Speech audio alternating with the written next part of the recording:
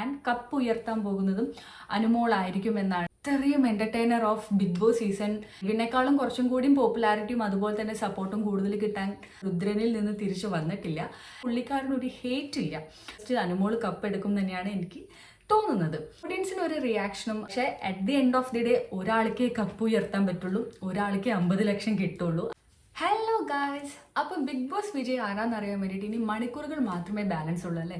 So ഇന്നത്തെ ഈ വീഡിയോയിൽ ഞാൻ ഡിസ്കസ് ചെയ്യാൻ പോകുന്നത് എൻ്റെ ആഗ്രഹത്തിലുള്ള ബിഗ് ബോസിൻ്റെ വിജയികളും അതുപോലെ തന്നെ എനിക്ക് തോന്നുന്ന ഒരു മൊത്തത്തിലുള്ള ഒരു ഓഡിയൻസിൻ്റെ ഒരു റിയാക്ഷൻ എല്ലാം വെച്ചിട്ട് ബിഗ് ബോസിൻ്റെ വിന്നർ ആരായിരിക്കും എന്നുള്ളതിൻ്റെ ഒരു പ്രഡിക്ഷനും കൂടിയാണ് ഇന്നത്തെ വീഡിയോയിൽ ഡിസ്കസ് ചെയ്യാൻ പോകുന്നത്.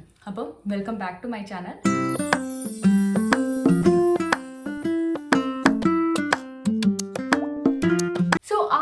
നമുക്ക് പ്രേക്ഷക വിധി പ്രകാരം ആരായിരിക്കും ബിഗ് ബോസിന്റെ വിന്നർ എന്ന് നോക്കാം. ഇത് ഞാൻ പറയുന്നത് ആക്ച്വലി സ്പീക്കിംഗ് എനിക്കറിയില്ല, മേ ബി ഇത് മാറി മറിയാം.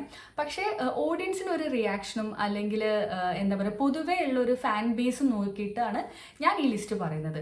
സോ നമുക്ക് എന്തായാലും നോക്കാം ആരായിരിക്കും വിന്നേഴ്സ് എന്നുള്ളത്. ഇത് പ്രഡിക്ഷൻ മാത്രമാണ് ആൻഡ് ഓൾസോ ഇത് പ്രേക്ഷക വിധി പ്രകാരം എന്ന് ഞാൻ വിശ്വസിക്കുന്ന ഒരു ലിസ്റ്റും കൂടിയാണ് കേട്ടോ. സോ ഫസ്റ്റ് ഞാൻ പറയുകയാണെങ്കിൽ അത് അനുമോളായിരിക്കും. ഞാൻ എൻ്റെ കഴിഞ്ഞ വീഡിയോയിലൊക്കെ പറഞ്ഞിട്ടുണ്ടായിരുന്നു എനിക്ക് അനുമോളെ പേഴ്സണലി ഇഷ്ടമല്ല എന്നുള്ളത്. അത് ഞാൻ പറയുന്നത് ഹൗസിൻ്റെ ഒരു ഗെയിം, ബിഗ് ബോസ് ഹൗസിൻ്റെ ഗെയിം വെച്ചിട്ടാണ് ഞാൻ പറഞ്ഞത് എനിക്ക് ഇഷ്ടമല്ല എന്ന്. കാരണം പേഴ്സണലി എനിക്ക് അറിയാത്തൊരു കുട്ടിയാണ്. പക്ഷേ എനിക്ക് തോന്നുന്നത് പ്രേക്ഷകരുടെ വിധി പ്രകാരം ആൻഡ് ഓൾസോ ഒരു പ്രേക്ഷകർക്ക് ഏറ്റവും കൂടുതൽ സ്നേഹമുള്ളത് അനുമോളെ തന്നെയാണ്. അപ്പോൾ അതിങ്ങനെ നോക്കുമ്പോൾ ഞാൻ പറയുകയാണെങ്കിൽ ഫസ്റ്റ് അനുമോൾ കപ്പ് എടുക്കും തന്നെയാണ് എനിക്ക് തോന്നുന്നത്. ആൻഡ് ഓൾസോ അനുമോൾക്ക് ബിഗ് ബോസിൽ വരുന്നതിന് മുമ്പ് തന്നെ ഒരു ഫാൻ ബേസ് ഉണ്ട്, ഒരു ഹ്യൂജ് ഫാൻ ബേസ് ഉള്ള ഒരാളും കൂടിയാണ്. സോ എന്താ പറയുക, പ്രേക്ഷക വിധി പ്രകാരം ഫസ്റ്റ് വാങ്ങിക്കാൻ പോകുന്നതും ആൻഡ് കപ്പ് ഉയർത്താൻ പോകുന്നതും അനുമോളായിരിക്കുമെന്നാണ് ഞാൻ വിശ്വസിക്കുന്നത്. സെക്കൻഡ് സ്ഥാനത്തേക്ക് വരാൻ പോകുന്നത് നമ്മുടെ അനീഷേട്ടനായിരിക്കും. ബേസിക്കലി പറയാലോ അനീഷേട്ടൻ എന്താ പറയുക, അനീഷേട്ടൻ ആക്ച്വലി ഒരു ഹേറ്റ് പുറത്തില്ല, അങ്ങനെയാണ് എനിക്ക് തോന്നിയത്. ഇപ്പം അനുമോളുടെ കേസ് പറയുകയാണെങ്കിൽ ഒരുപാട് ഹേറ്റ് ഉണ്ട്, എന്നാൽ എന്താ പറയുക കമ്പാരിസൺ നോക്കുമ്പോൾ കൂടുതലും സ്നേഹം തന്നെയാണ് ആൾക്കാർക്കുള്ളത്. പക്ഷേ ഹേറ്റ് എന്നാലും അവിടെ ഇത്തിരി ബാലൻസ് ഉണ്ട്. പക്ഷേ അനീഷയുടെ കാര്യം പറയുകയാണെങ്കിൽ ആക്ച്വലി പുള്ളിക്കാരനൊരു ഹേറ്റ് ഇല്ല. പക്ഷെ അനുമോളിൻ്റെ അത്രയും PR ഇല്ലാത്തത് കൊണ്ടായിരിക്കാം എനിക്ക് തോന്നുന്നത് സെക്കൻഡ് പൊസിഷൻ ആവാൻ കാരണം. സോ അതാണ് എൻ്റെ ഫസ്റ്റും സെക്കൻഡും. ഇനി തേർഡ് പൊസിഷൻ വരാൻ പോകുന്നത് എനിക്ക് തോന്നുന്നത് പ്രേക്ഷകരുടെ ഒരു റിയാക്ഷനോ അല്ലെങ്കിൽ ഒരു സപ്പോർട്ടോ കണ്ടിട്ട് എനിക്ക് തോന്നുന്നത് ഷാനവാസ് ആണ്. ഷാനവാസ് സത്യം പറയാലോ പുള്ളിക്കാരൻ ഇപ്പോഴും പണ്ടത്തെ ആ ക്യാരക്ടർ അതായിട്ടുള്ള രുദ്രനിൽ നിന്ന് തിരിച്ചു വന്നിട്ടില്ല. എന്നാലും പ്രേക്ഷകരുടെ ഒരു പിന്തുണയും അതുപോലെ തന്നെ സപ്പോർട്ടും ഒരുപാട് ഉണ്ടെന്ന് എനിക്ക് മനസ്സിലായി. അതായത് നമുക്ക് ഓരോ വോട്ടിംഗ് പോളും അതുപോലെ തന്നെ ഒരുപാട് റിയാക്ഷൻ ചാനൽസും ഒക്കെ കാണുമ്പോൾ തന്നെ നമുക്ക് മനസ്സിലാവുന്നുണ്ട്. സോ ആ ഒരു കാര്യത്തിൽ ഈ പറയണ അനുമോൾ, അനീഷേട്ടൻ അതുപോലെ തന്നെ ഷാനവാസ് ഈ 3 പേരും വിജയിച്ചിരിക്കുകയാണ് പ്രേക്ഷകരുടെ ഒരു പിന്തുണ നേടിയെടുക്കാൻ വേണ്ടിയിട്ട്. സോ അങ്ങനെ നോക്കുമ്പം തേർഡ് പൊസിഷൻ ഷാനവാസ് ആണ്. ഇനി ഫോർത്ത് പൊസിഷൻ ആരായിരിക്കും എന്ന് വെച്ചാൽ എനിക്ക് തോന്നുന്നത് അക്ബർ ആയിരിക്കാം. കാരണം ഇനി ബാലൻസ് ഉള്ള നെവിൻ ആണല്ലോ. നെവിനേക്കാളും കുറച്ചും കൂടിയും പോപ്പുലാരിറ്റിയും അതുപോലെ തന്നെ സപ്പോർട്ടും കൂടുതൽ കിട്ടാൻ അക്ബറിന് തന്നെയായിരിക്കും ചാൻസ് ഉള്ളത്. അപ്പം അങ്ങനെ നോക്കുമ്പോൾ പ്രേക്ഷക വിധി പ്രകാരം എനിക്ക് തോന്നുന്നത് അക്ബർ ആയിരിക്കും ഫോർത്ത് പൊസിഷൻ. ബിക്കോസ് അക്ബറിന് ഓൾറെഡി ഒരു ഫാൻ ബേസ് ക്രിയേറ്റ് ചെയ്തിട്ടാണ് ബിഗ് ബോസിലേക്ക് വന്നത്. ആൻഡ് ഓൾസോ പുള്ളിക്കാരൻ നല്ല ഗെയിം സ്ട്രാറ്റജി ഉണ്ട്, നന്നായി സംസാരിക്കാൻ അറിയാം, ഒരു മെയിൽ ഷോവിനിസം അധികം ഇല്ലെങ്കിലും പക്ഷെ അത്യാവശ്യം നല്ല രീതിയിൽ അങ്ങനെ സംസാരിക്കാൻ അറിയുന്നത് കൊണ്ട് കുറച്ചൊക്കെ പ്രേക്ഷകരുടെ എന്താ പറയുക കയ്യിലെടുക്കാനും സാധിച്ചിട്ടുണ്ടാവും. അപ്പം അങ്ങനെ നോക്കുമ്പോൾ ഫോർത്ത് പൊസിഷൻ അക്ബർ. ഇനി എല്ലാവർക്കും അറിയാമല്ലോ ഫിഫ്ത്ത് പൊസിഷൻ മിക്കവാറും നെവിൻ ആയിരിക്കും കിട്ടാൻ പോകുന്നുണ്ടാവുക. പക്ഷേ എൻ്റെ പേഴ്സണലി നോക്കുകയാണെങ്കിൽ ഇത്രയും entertainer of Bigg Boss season 7 എന്ന് പറയുമ്പം അത് നെവിൻ തന്നെയാണ്. കാരണം അത്രത്തോളം എൻ്റർടൈൻ ചെയ്യുന്ന ഒരു കണ്ടസ്റ്റൻ്റ് ആണ്. ആൻഡ് ഹേറ്റ് പുറത്തുണ്ടോ ചോദിച്ചാൽ എനിക്കറിയില്ല, അത്രയ്ക്ക് അങ്ങ് ഹേറ്റ് ഞാൻ കണ്ടിട്ടില്ല. ഇപ്പം പറയുകയാണെങ്കിൽ റിയാസ് സലീം കഴിഞ്ഞ സീസണിലൊക്കെ വന്നപ്പം ആ പുള്ളിക്കാരനൊരു ഹേറ്റ് ഉണ്ടായിരുന്നു, ഒരു ഹേറ്റ് ക്രിയേറ്റ് ചെയ്തിട്ടായിരുന്നു ബിഗ് ബോസിലേക്ക് വന്നത്. കാരണം പ്രേക്ഷകരുടെ ഒരു പൾസ് അറിഞ്ഞ് കളിക്കാൻ റിയാസിന് അത്രയ്ക്ക് അങ്ങ് പറ്റിയിട്ടുണ്ടായിരുന്നില്ല. പക്ഷേ നെവിൻ്റെ കേസ് നോക്കുമ്പം പ്രേക്ഷക പിന്തുണ അല്ലെങ്കിൽ പ്രേക്ഷകരുടെ പൾസ് അറിഞ്ഞ് കളിച്ചൊരു ഗെയിമറാണ്. പക്ഷെ അൺഫോർച്ചുനേറ്റ്ലി എനിക്ക് തോന്നുന്നില്ല പുള്ളിക്കാരന് അതിൽ കൂടുതലുള്ള ഒരു പൊസിഷനിലേക്ക് എത്താൻ പറ്റുന്നു. ഇത് എല്ലാം എൻ്റെ പ്രഡിക്ഷനാണ് എഗെയിൻ. അപ്പം ഫിഫ്ത്ത് പൊസിഷനിൽ ഞാൻ നെവിനെയാണ് പറയുന്നത്. ഇനി ഇതെല്ലാം മാറ്റി നിർത്തി എൻ്റെ അഭിപ്രായത്തിലുള്ള ഒരു വിന്നർ ലിസ്റ്റാണ് ഞാൻ പറയാൻ പോകുന്നത്. ഇത് പല ഓഡിയൻസിനും ഇഷ്ടപ്പെട്ടെന്ന് വരില്ല. ഇനി ചില യൂട്യൂബേഴ്സ്, പ്രമുഖരായിട്ടുള്ള യൂട്യൂബേഴ്സൊക്കെ സോ കോൾഡ് എന്താ പറയുക, സോ കോൾഡ് പുരോഗമനവാദികൾ എന്നൊക്കെ പറയുന്നുണ്ട്. ആ പുരോഗമനവാദി ആയതുകൊണ്ട് ഞാൻ എൻ്റെ ലിസ്റ്റ് പറയല്ല. പക്ഷേ എന്താ പറയുക, ഗെയിം വൈസ് നോക്കുമ്പം ബിഗ് ബോസ് എന്ന് പറഞ്ഞാൽ ഇറ്റ്സ് എ ഗെയിം. ഒരു സ്ട്രാറ്റജി ബിൽഡപ്പ് ചെയ്തിട്ട് ഗെയിം കളിക്കുക, അതുപോലെ തന്നെ പ്രേക്ഷകരുടെ പിന്തുണ നേടിപ്പറ്റുക എന്നൊക്കെ ചെയ്യുന്നതാണ് ബേസിക്കലി ബിഗ് ബോസ് എന്ന് പറയുന്നത്. പിന്നെ ഒരു സർവൈവൽ ഗെയിമും കൂടിയാണ്. അപ്പം 100 ദിവസം ഇവിടെ സർവൈവ് ചെയ്യുക എന്ന് പറയുന്നത് തന്നെ ആക്ച്വലി സ്പീക്കിംഗ് ഈ 5 പേരും വിന്നേഴ്സ് തന്നെയാണ്.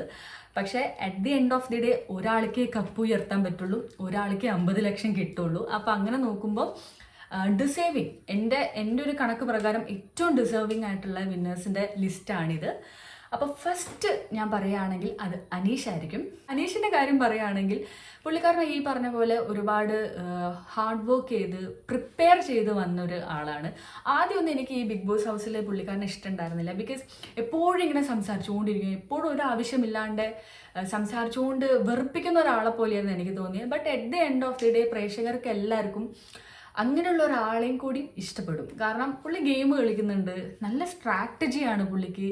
ആൻഡ് മോറോവർ ഒരു ഹ്യൂമാനിറ്റി എന്ന് പറഞ്ഞൊരു കാര്യം കൂടി ഉണ്ട് പുള്ളിക്കാരന്. സോ ഐ തിങ്ക് ഓവറോൾ നോക്കുമ്പം അവിടെ നിൽക്കുന്ന 5 പേരിൽ വെച്ച് നോക്കുമ്പം ബിഗ് ബോസ് സീസൺ 7 വിന്നറാകാൻ ഏറ്റവും യോഗ്യൻ അത് അനീഷ് തന്നെയാണ്.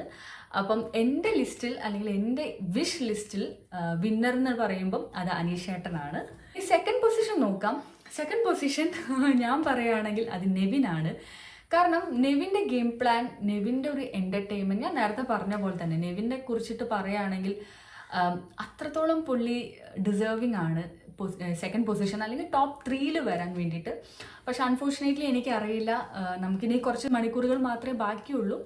നമുക്ക് നോക്കാം നെവിനൊക്കെ ഏത് പൊസിഷനിൽ എത്തും എന്നുള്ളത്. പക്ഷെ എൻ്റെ ഒരു മനസ്സിൻ്റെ ഒരു എന്താ പറയുക, മനസ്സിൽ തോന്നുന്നത് അല്ലെങ്കിൽ എൻ്റെ ഒരു ആഗ്രഹപ്രകാരം സെക്കൻഡ് പൊസിഷൻ നെവിൻ വരണം എന്നാണ്. കാരണം നല്ലൊരു ഗെയിമറും കൂടിയാണ്, നല്ലൊരു എൻ്റർടൈനറും കൂടിയാണ്.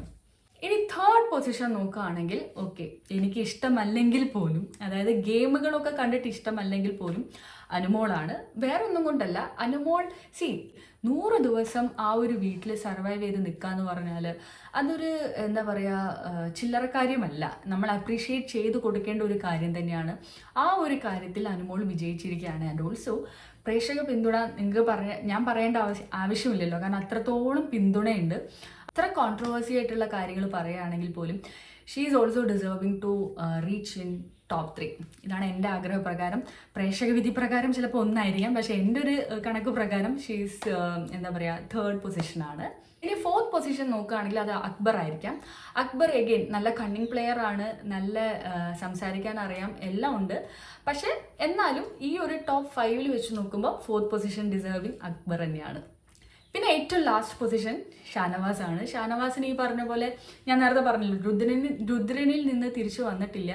പക്ഷേ എന്താ പറയുക, അദ്ദേഹം ഒരു നല്ലൊരു മനസ്സിൻ്റെ ഉടമയാണ്. പക്ഷെ എന്നാലും ഗെയിം വെച്ച് നോക്കുമ്പം അത്ര എന്താ പറയുക, ഈ അത്രയ്ക്കും ഒരു നല്ലൊരു പ്ലെയറായിട്ട് എനിക്ക് തോന്നിയിട്ടില്ല.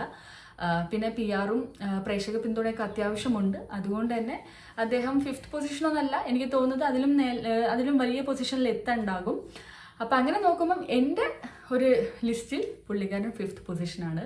അപ്പോൾ ഇതൊക്കെയാണ് എൻ്റെ ഒരു വിഷ് ലിസ്റ്റും അതുപോലെ തന്നെ പ്രേക്ഷക വിധി പ്രകാരം ആരായിരിക്കും വിൻ ചെയ്യുക എന്നുള്ളതിൻ്റെ ഒരു എനിക്ക് തോന്നുന്ന കാര്യങ്ങൾ കേട്ടോ. ഇത് മേ ബി മാറി മറിയാം, ചിലപ്പോൾ ഇതൊന്നും ആയിരിക്കില്ല നടക്കാൻ പോകുന്നത്. കുറച്ച് മണിക്കൂറുകൾ മാത്രമേ ബാലൻസ് ഉള്ളൂ. അപ്പം നമുക്ക് നോക്കാം. ഇനി ബിഗ് ബോസ് ഫിനാലേക്ക് വേണ്ടി വെയിറ്റ് ചെയ്യാണ്.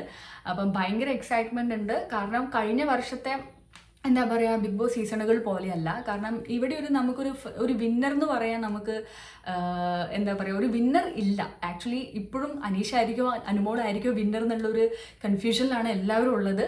അപ്പം ആ ഒരു കൺഫ്യൂഷൻ അല്ലെങ്കിൽ ഒരു എക്സൈറ്റ്മെൻറ്റ് നമുക്ക് തരുന്നത് തന്നെ ഒരു നല്ലൊരു എന്താ പറയുക ആൻസൈറ്റി ഉള്ളൊരു കാര്യം കൂടിയാണ്. അപ്പോൾ എനിവേസ് നമുക്ക് ബിഗ് ബോസ് വിന്നർ ആരായിരിക്കും നമുക്ക് നോക്കാം. അപ്പോൾ അത്രയും ഇന്നത്തെ വീഡിയോ ഇഷ്ടപ്പെട്ടിട്ടുണ്ടെങ്കിൽ like, share and comment, subscribe ചെയ്യുന്ന കാര്യം പരിഗണിക്കണം കേട്ടോ. Thank you.